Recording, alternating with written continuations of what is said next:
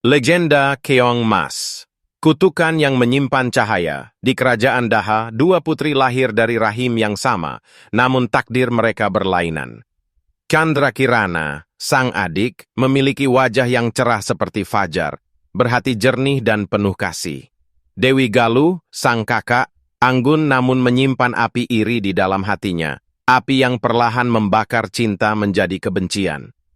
Setelah wafatnya sang ratu, Dewi Galuh tak mampu menyembunyikan rasa cemburunya. Ia merasa kasih sayang ayah mereka, sang raja, lebih condong kepada Candrakirana. Tak hanya rakyat yang memuji adiknya, namun juga para pangeran dari kerajaan lain yang meminang sang adik, bukan dirinya. Dan ketika Pangeran Inu Kertapati dari Kahuripan menyatakan ingin melamar Candrakirana, rasa iri itu menjelma menjadi kegelapan yang nyata.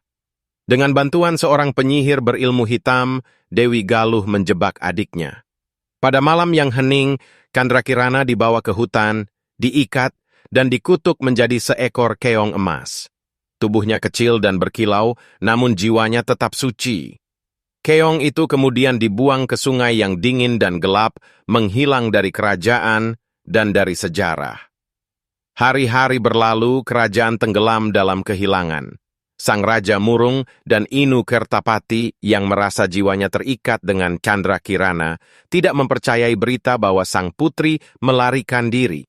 Ia yakin cinta tidak berbohong. Maka ia memulai pencarian, menelusuri sungai, hutan, dan desa demi desa.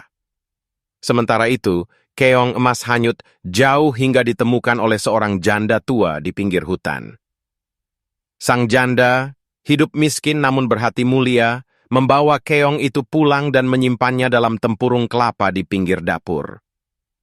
Malam demi malam, keajaiban terjadi. Ketika sang janda pergi ke ladang, dapurnya bersih, makanan tersaji, pakaian terlipat. Siapa yang melakukannya? Suatu hari, ia pura-pura pergi namun diam-diam mengintip dari celah dinding. Dan di sana ia melihat. Kilau keemasan menyala, keong itu membuka, dan dari dalam muncullah seorang gadis cantik bersinar lembut seperti cahaya bulan. Candrakirana, dalam wujud aslinya, sang janda tertegun. Namun Candrakirana hanya tersenyum. Jangan takut, ibu. Aku hanya ingin menyampaikan rasa terima kasih atas kebaikanmu. Berita tentang gadis ajaib penjaga dapur menyebar dengan cepat, hingga akhirnya sampai ke telinga Inu Kertapati yang tengah berkelana dalam keputusasaan.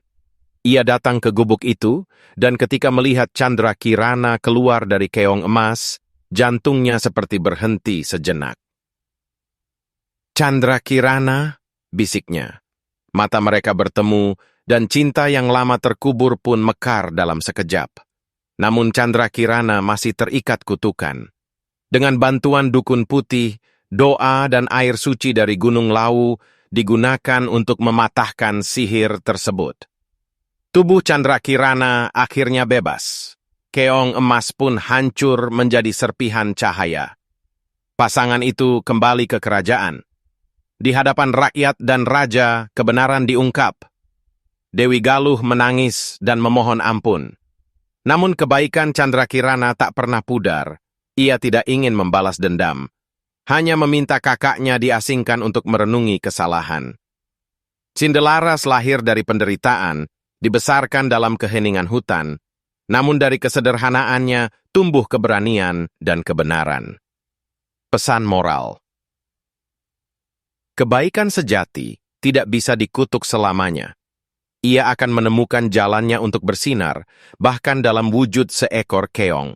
Iri hati hanya akan menenggelamkan jiwa, sementara cinta dan ketulusan akan membebaskan segalanya.